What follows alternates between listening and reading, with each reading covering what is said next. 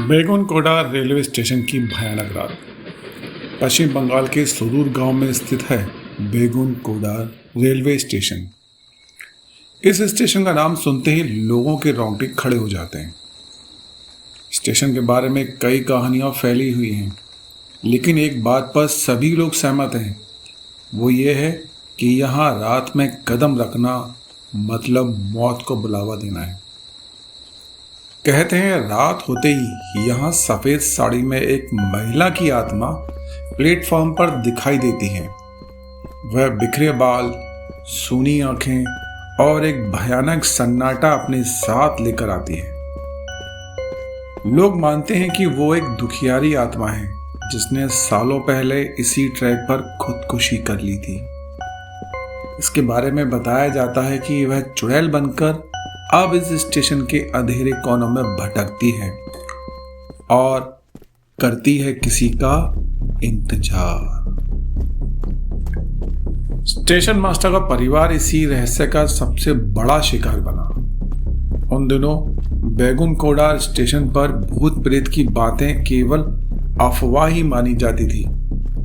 Station master in कहानियों का मजाक भी उड़ाया करते थे और हर किसी को यह कहते हुए चुप करा देते थे कि यह महज डरावनी कहानियां हैं। लेकिन एक रात ऐसा कुछ हुआ जिसने पूरे गांव को हिलाकर रख दिया। एक सुबह लोगों ने स्टेशन मास्टर और उसके परिवार के शव उनके ही घर में पाए। सबके चेहरे खौफ से बिगड़े हुए थे, आंखें खुली हुई थी और मानो आखिरी पलों में ऐसा कुछ भयंकर उन्होंने देखा हो। उनकी मौत की वजह आज तक कोई जान नहीं पाया और उनके जाने के बाद बेगुनकोडा स्टेशन वाकई भूतिया बन गया। उस रात के बाद स्टेशन पर तैनात गार्ड और स्थानीय लोग अजीब अजीब आवाज़ें सुनने लगे। स्टेशन पर तैनात एक गार्ड ने कसम खाई थी कि वह इन अफवाहों पर भरोसा नहीं करेगा, लेकिन एक रात उसने अपने ही सामने सफ़ेद साड़ी में किसी को चलते हुए देखा।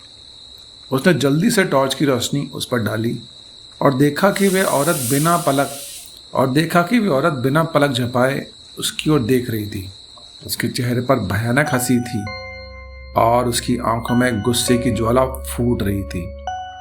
टॉर्च की रोशनी पड़ते ही वह लड़की गायब हो गई, लेकिन गार्ड की जान सूख गई। जैसे ही उसने पीछे मुड़कर भागना चाहा, उसे पीछे से किसी ने उसके कंधे पर हाथ रखा। वो चीखते चीखते बेहोश हो गया और सुबह किसी ने उसे स्टेशन के कोने में बेसुध पाया गया। अगले कुछ दिनों में वहां और भी घटनाएं होने लगी। रात के समय प्लेटफॉर्म पर चलने की आवाजें, किसी के चीखने की आवाजें और स्टेशन के चारों ओर फैला एक असहनीय सन्नाटा।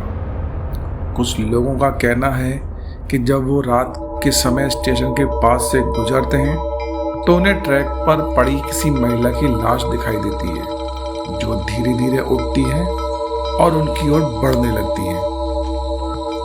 कहते हैं बेगुनकोडा स्टेशन में उस आत्मा का आतंक अब भी बरकरार है। जो कोई भी रात में इस स्टेशन पर रुकने की कोशिश करता है, उसे उस भटकती आत्मा का सामना करना ही पड़ता है। कुछ लोगों ने तो यह भी बताया कि वहां जाते हुए कि उनके आसपास कोई छिपा बैठा है। सांसों की गर्मी, खामोशी का ऐसा मेल जो किसी को भी पागल कर दे। आज भी इस स्टेशन पर कदम रखने से पहले लोग 100 बार सोचते हैं। इस खौफनाक स्टेशन की कहानियां अब तक अनकही और बेगुनकोडा के सन्नाटे में छुपी हुई हैं। यह रहस्य शायद कभी सुलझ पाए। कुछ समय बाद रेलवे ने एक बार फिर से बेगुनकोडा स्टेशन पर कामकाज शुरू करने का फैसला किया। उन्होंने पूरे गांव में प्रचार किया कि स्टेशन को दोबारा चालू किया जाए और इसके लिए एक नई टीम तैनात की जाएगी। लोगों ने रेलवे के फैसले का विरोध किया, लेकिन रेलवे के अधिकारियों का कहना था कि भूत प्रेत जैसी बातें मात्र अफवाहें होती हैं। रेलवे ने एक अनुभवी स्टेशन मास्टर मोहनलाल उनको वहां नियुक्त किया। मोहनलाल अपने काम में बहुत ही माहिर और बहुत ही बहादुर माने जाते थे। उसे इन भूतिया कहानियों पर बिल्कुल भी भरोसा नहीं था। उसने हंसते हुए कहा, मैं किसी भूत से नहीं डरता, ये सिर्फ लोगों के दिमाग की उपज है। एक रात वह स्टेशन पर अकेला था। बाहर घना अंधेरा था और सन्नाटा हर दिशा में फैला हुआ था। रात के लगभग 2 बजे उसने प्लेटफॉर्म से किसी के कदमों की धीमी आवाज सुनी। उसने सोचा कि शायद कोई यात्री है, लेकिन जैसे ही उसने खिड़की से बाहर झांका, उसे प्लेटफॉर्म पर कोई भी नहीं दिखाई दिया। फिर अचानक स्टेशन के कोने से एक सफेद साड़ी में लिपटी महिला धीरे धीरे प्लेटफॉर्म पर आती हुई दिखाई दी। उसका चेहरा धुंधला था, लेकिन उसकी आंखें एकदम स्पष्ट थी, काली और गहरी, जैसे किसी अंधेरी खाई में देख रहे हो। मोहनलाल ने हिम्मत करके टॉर्च उठाई और उस ओर चल पड़ा, लेकिन जैसे ही उसने टॉर्च की रोशनी उस पर डाली, वो औरत गायब हो गई।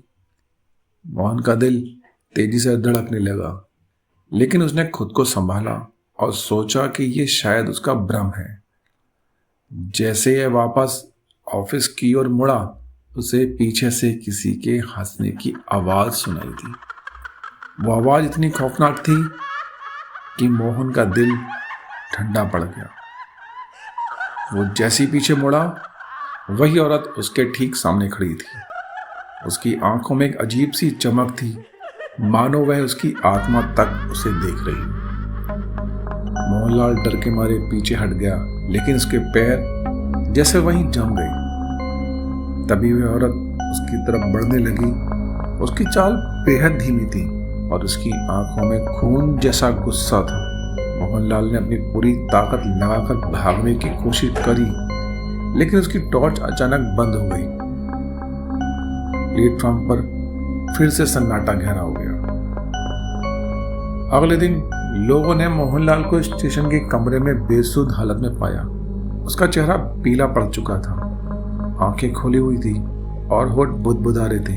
वो वही थी। वो वही थी।